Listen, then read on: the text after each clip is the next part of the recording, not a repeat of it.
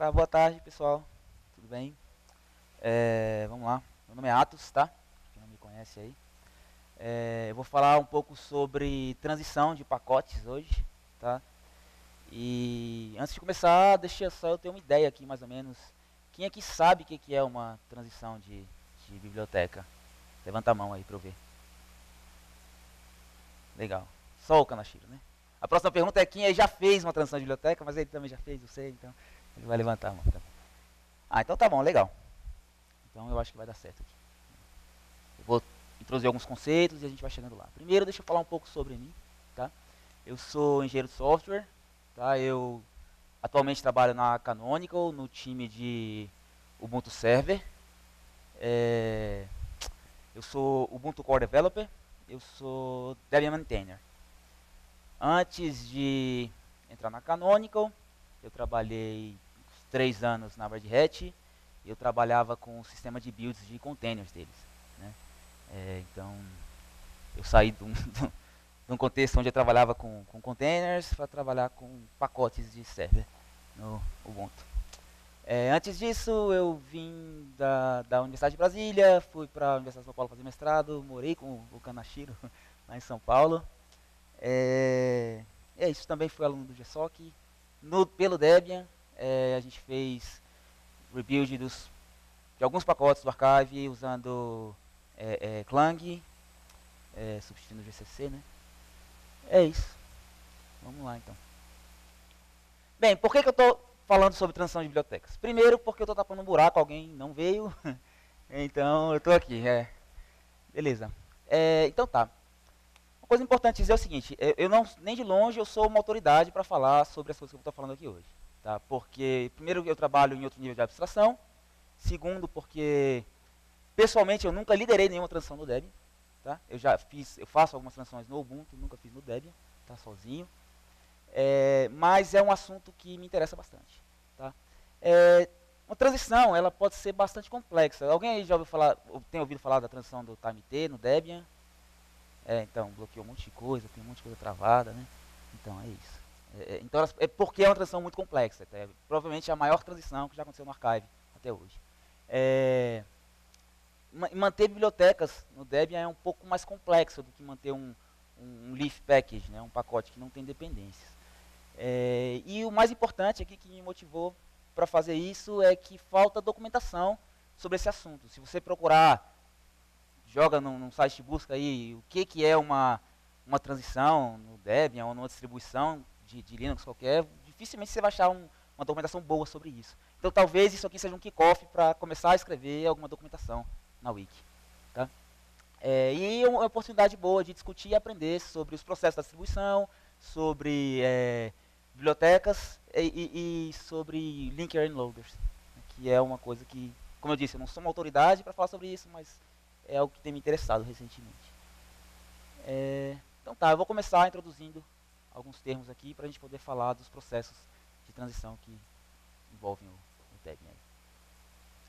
Então, primeiro, a gente está falando de transições, eu vou falar em geral de transições de bibliotecas compartilhadas, de shared libraries. Tá? Então, segundo a Wikipedia, uma shared library ou um shared object é um arquivo que contém código executável feito para quê?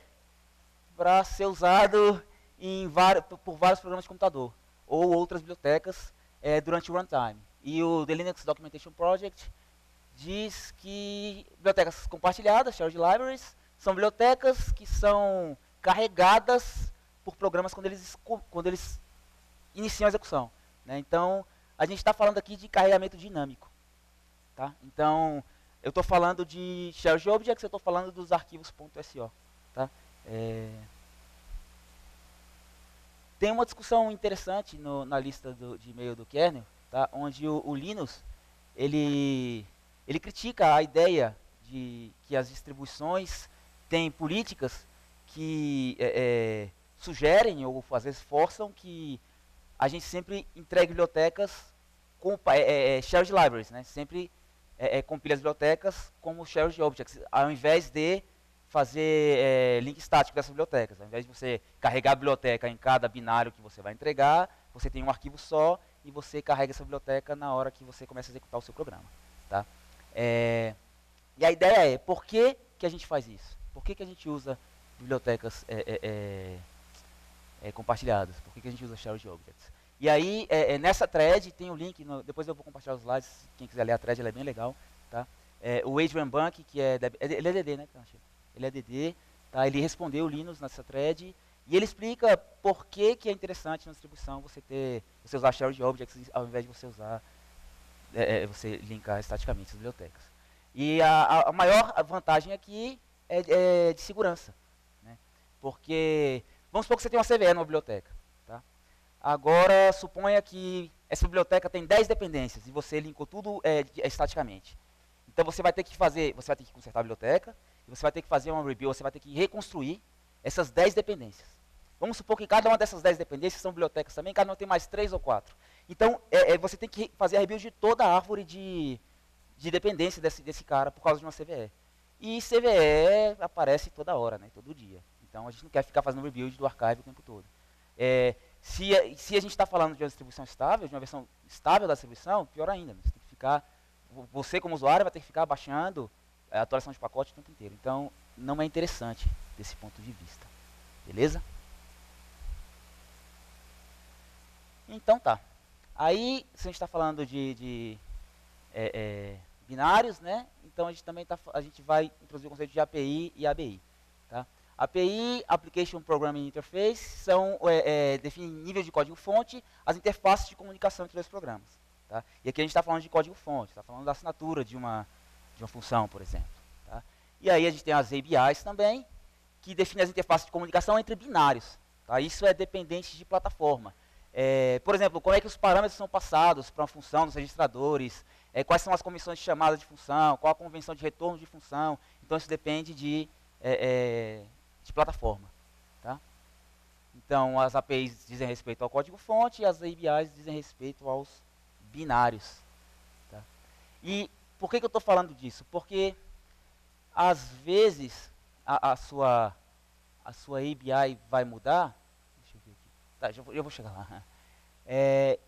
A gente também tem o conceito de sonames, tá? Que são os shared objects, as suas bibliotecas compartilhadas, os arquivos .so, eles têm um campo dentro deles chamado de soname. Isso é uma string, tá? Geralmente no padrão lib, com o nome da biblioteca, .so, uma versão dessa biblioteca. Tá? E essa versão de biblioteca, ela é incrementada quando a interface, a ABI dessa biblioteca muda. Tá? Esse soname, ele é utilizado pelo linker para poder carregar a biblioteca na hora que você executa o seu programa. Tá? Aquela ideia de carregamento dinâmico que eu estava falando.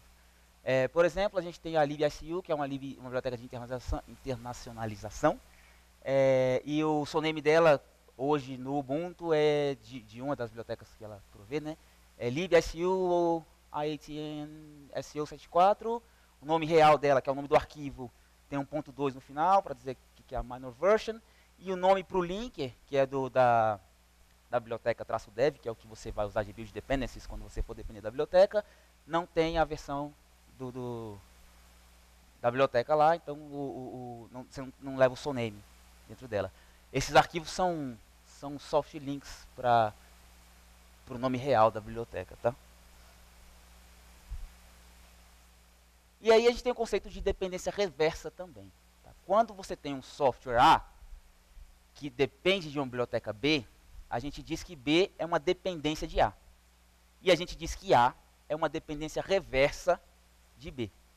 Quando a gente fala em dependência reversa, a gente está interessado no conjunto de todos os pacotes que tem uma relação de dependência reversa com aquele pacote que a gente está procurando. Né? Então, se eu quero listar as dependências reversas de um pacote, eu estou falando disso.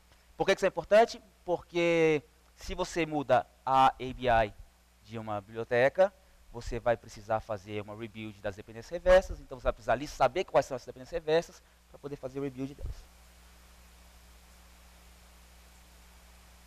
Então tá. Então, talvez eu já tenha falado disso aqui, mas vamos lá. Às vezes, um desenvolvedor vai alterar uma função numa biblioteca, no seu programa, você está fazendo alguma coisa lá, e você vai quebrar a retrocompatibilidade da sua biblioteca, certo? Você vai alterar a ABI. Então, quando uma mudança no código da biblioteca altera um componente que já existe nessa ABI, vamos supor que você alterou o tipo de um parâmetro que você está passando dentro daquela função, ou o tipo de um retorno, ou você colocou um parâmetro a mais ali, ou você colocou um item a mais numa struct, por exemplo. Né? Então você está alterando a ABI daquela biblioteca. Então, como desenvolvedor da biblioteca, é uma boa prática que você dê um bump no SONAME da sua biblioteca. Né? Que você suba a versão do SONAME, que eu mostrei lá, porque a partir daí, quem está consumindo a sua biblioteca sabe que teve um bump no SONAME e pode reagir de acordo. Né? O SONAME não precisa mudar, você não tem alteração, você não tem quebra de retrocompatibilidade, se você está adicionando funcionalidades na sua biblioteca, na sua ABI. Se você adiciona alguma coisa, vamos supor que você está provendo uma função nova na sua biblioteca. Tá? Não tem quebra de retrocompatibilidade. Quem estava usando as outras funções, continua usando as funções do mesmo jeito que usava antes, certo? Beleza. E por último, a gente fala de rebuilds de dependências reversas. Então, o SONAME, de novo, ele é utilizado para carregar a sua biblioteca dinamicamente. Se esse SONAME é alterado, mesmo sem você quebrar a ABI, mesmo sem mudar uma assinatura qualquer, as dependências reversas precisam ser reconstruídas para que você possa utilizar aquela biblioteca de maneira certa. Porque se a gente está carregando a biblioteca dinamicamente, e quando você compila o seu software que depende da biblioteca, você está inserindo o SONAME da biblioteca com aquela versão dentro do seu binário. Tá? E o que o Debian tem a ver com isso? Onde é que o Debian entra aqui? Né? Enfim, eu posso definir que é uma transição aqui. Né? O time de release do Debian diz que uma transição acontece dentro do Debian sempre que alguém faz um mantenedor de um pacote, faz um upload, tá? De um pacote que requer alterações, sejam apenas rebuilds ou alterações de código de fato, nas dependências reversas daquele pacote da qual foi feito o upload. Tá? Isso está na wiki do release team ali. Tá? E aí quando uma transição começa, entram algumas ferramentas importantes aí do Debian, tá? Que são o Transition Tracker, chamado Ben. Ninguém nunca fez transição. Alguém conhece o Ben aí? Já viu o Transition Tracker? Só vocês dois, eu vou mostrar, tá? O Transition Tracker, ele mede o progresso de uma transição baseado em alguns filtros que verificam o estado de uma dependência reversa dentro daquele processo de transição. Basicamente é o seguinte, essa dependência reversa aqui, ela está dependendo, por exemplo, né, está dependendo da versão nova da sua biblioteca, da versão nova da ABI ou da versão antiga. Se for da antiga, esse pacote ainda não está pronto para transição. Se for da nova, ele está pronto para transição, segue o barco. Né? E a gente tem o Britney, quem conhece o Britney aí? Beleza. O Britney é um software usado para migrações dentro do Debian, a gente usa ele no Ubuntu também. Tá? Aqui no Debian ele está bloqueando transições, bloqueando migrações, desculpa, da Unstable para testing. Tá? E ele faz algumas verificações, por exemplo, o pacote é instalável, essa versão nova do seu pacote, o archive consegue satisfazer todas as dependências que você tem aqui, os testes do autopackage de teste estão passando, não estão? Tá. E como é que funciona o processo de... Gente, tá tudo bem? Alguém tem alguma pergunta? Eu tô tendo a galera meio... Tá. Se alguém quiser me parar, pode parar. Se estiver falando muito rápido, pode voltar aí, tá bom? Beleza? Vamos lá. Então, como é que funciona o processo de transição dentro do Debian? Tá? A primeira coisa que você faz, quando você quer fazer uma transição, é fazer um upload para experimental do Debian. Você não vai chegar lá, subir as coisas para Unstable e vamos começar uma transição aqui. Porque existe um conceito de entanglement de transição dentro do Debian, que é o seguinte. Eu começo uma transição agora. Vamos supor que eu subi alguma coisa para Unstable. Tá? E aí, sei lá, a Thaís subiu também um outro pacote para Unstable que também começou uma transição.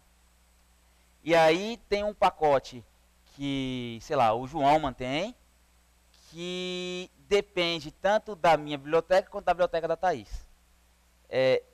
Esse pacote vai ficar travado na Unstable e ele não vai migrar para teste enquanto as nossas duas transições não tiverem sido resolvidas.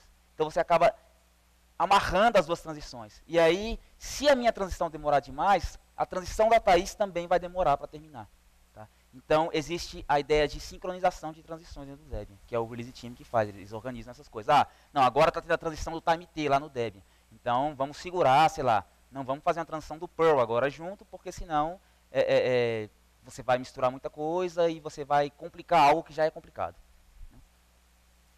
Então, a primeira coisa que a gente faz é fazer um upload para Experimental. Tá? Os FTP Masters, se você tem binários novos ali, por exemplo, era as bibliotecas do Ruby 3.2 subiram para Experimental. Na Unstable não tinha 3.2. Então, vão ter binários novos, eles vão precisar ser aprovados pelos FTP Masters. Eles vão aprovar esses pacotes lá. Né? Se você não criou um arquivo para o Transition Tracker, que é o BEM, para você poder verificar a transição, mapear a transição, rastrear a transição, desculpa. Ele vai criar um arquivo, um BEM-file automaticamente. Geralmente, quando é uma transição maior, você precisa fazer um manualmente para ele, de fato, rastrear aquela transição de uma maneira completa, correta. E depois disso, você vai fazer, você vai reconstruir as dependências reversas contra aquele pacote que você subiu para Experimental. E a partir daí você vai ver, beleza, se está tudo bem com aquela dependência, geralmente a build vai passar. Você construiu o pacote novo contra a ABI nova da sua biblioteca. Às vezes, vamos supor, você estava usando o seu software, a dependência reversa, ela estava usando uma função que mudou dentro da biblioteca, da versão nova da biblioteca. Né? Então, a sua build vai quebrar. Né? A build quebrando, você vai ter que olhar, descobrir o que aconteceu, e aí ver se, sei lá, talvez exista uma versão nova do pacote upstream que já está usando a versão nova da biblioteca. Se não tiver, você vai ter que escrever um patch, resolver, conversar com a upstream, etc. Faz parte do trabalho de transição isso. Daí você abre bugs, então, contra release.debian.org, que é um bug que vai rastrear a sua transição, e você vai abrir bugs contra todas as dependências reversas do pacote. Não, me perdoa. Você vai abrir um bug contra todas as versões, as dependências reversas que quebraram, né, essas builds de teste, para você poder consertar. Você e os mantenedores do pacote, tá? Geralmente você não vai resolver uma transição, principalmente se for uma transição grande, sozinho. Né? Cada pacote tem seu mantenedor e cada mantenedor vai resolver o problema ali conforme o que tiver que ser feito. A partir daí, o Release Team vai aprovar sua transição e quando você receber essa aprovação, você pode subir o seu pacote para Unstable. Assim que o pacote sobe para Unstable, você iniciou de fato a transição. Agora coisas estão quebrando na Unstable e está na hora e vamos resolver. Né? Todos os bugs que foram abertos contra as dependências reversas são promovidos para Release Critical. E a partir daí começam os BNMUs, que vão ser basicamente rebuilds sem alterações do código-fonte daquele pacote. Por quê? Porque você quer fazer a rebuild contra a ABI nova da sua biblioteca. Né?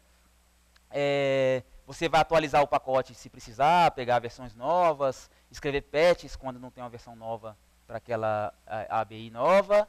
E, em último caso, se você não conseguir resolver o problema, se o mantenedor não aparecer para ajudar a resolver o problema de um pacote, você remove aquele pacote, tá, do archive. A partir daí, você remove o pacote antigo com a ABI anterior da Unstable. A sua biblioteca nova vai migrar da Unstable para testing. As dependências reversas começam a migrar à medida que elas estão prontas para migrar. E a gente pode finalmente remover o pacote antigo do Debian Testing. Depois disso, o Release Team vai fechar o seu bug contra o release.debian.org e a transição está completa.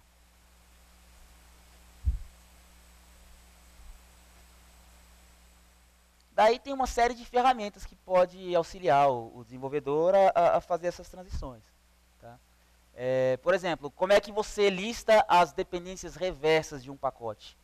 Eu não faço a menor ideia. Toda vez que eu pergunto isso para alguém, um DD, um DM, alguém me responde de um jeito diferente. Acho que cada um faz de um jeito aí. Eu, pessoalmente, tenho uma ferramenta dos archive admins do Ubuntu que chama Check Reverse Depends. Tá? Que eles verificam dependências reversas do Ubuntu. Tá? Eu escrevi um patch para esse cara para poder olhar o Debian também. Mas ninguém aceitou ainda lá meu merge request, então está aqui nos slides o link para o meu merge request, tem a minha branch lá, se alguém tiver interessado. Tá? E aí tem algumas ferramentas para você se preparar para uma transição também. Uma ferramenta que o Lucas que me mostrou, que é do time de Ruby, chama Mass Rebuild, que é um script escrito em Ruby que pega um pacote que você escolher, qualquer, da Experimental, por exemplo, e você passa uma lista de dependências reversas para esse cara, e ele vai fazer a build de todas essas dependências reversas para você. A partir daí, ele vai listar para você quais caras que falharam, quais caras que passaram. Tem uma outra ferramenta do Lucas Nussbaum, também um DD, que chama Collab QA Tools, que vai passear a saída do Mass Rebuild, vai pegar os caras que falharam, e vai abrir bugs automaticamente contra esses caras. Isso é interessante porque às vezes você tem 100 pacotes que estão quebrados, 200 pacotes que estão quebrados. E para você abrir bugs para esses caras de um em um é meio chato. Então você automatiza o processo. Eu tenho até aqui um exemplo, deixa eu ver se eu consigo jogar esse cara para cá. Tá aqui. Isso aqui é o Mass Rebuild. Tá? Quem escreveu ele foi o Antônio Terceiro. Ele é... Precisa? Tá. Não? Como é que dá zoom aqui? Tá. Foi o Antônio Terceiro que escreveu, né, do time de Ruby lá. Vocês ainda usam, Kanashiro? Legal. Então tá. Isso aqui foi um Mass Rebuild que eu fiz contra o PHP Unit. A gente está fazendo uma migração agora Não é uma transição de biblioteca, é uma transição de uma biblioteca de um pacote de PHP que é o framework de teste do PHP, chama PHP Unit. A gente vai fazer transição aqui também porque muita coisa quebra quando você atualiza a versão. Retrocompatibilidade quebrou aqui, tem mais de... são quantos?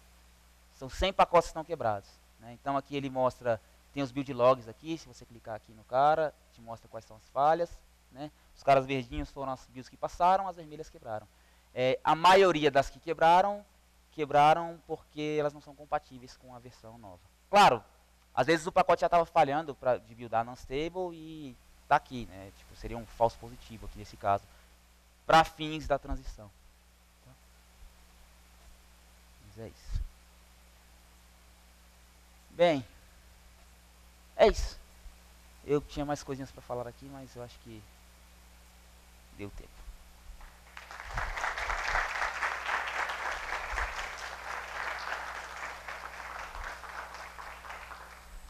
Dúvidas? Perguntas?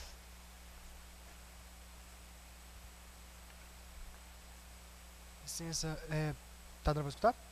Vou só fazer um pequeno comunicado, gente. Depois que acabar aqui, por favor, esperem antes de ir para o coffee break, para nós retirarmos uma foto aqui na frente, bem na porta, tudo bem? Obrigado. Desculpa. Que nada.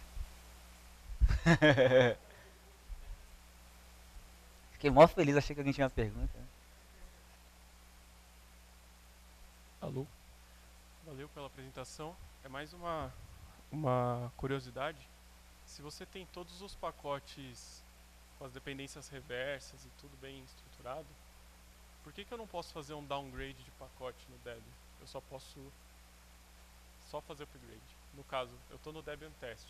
Se eu quiser voltar para o stable, eu não posso. Eu vou travar todos os pacotes, eu não consigo voltar a versão. Por que isso acontece?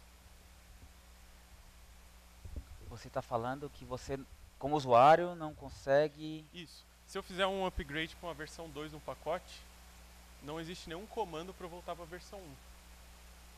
Entendi. Existe alguma coisa que eu quebraria todo o sistema se eu fizesse...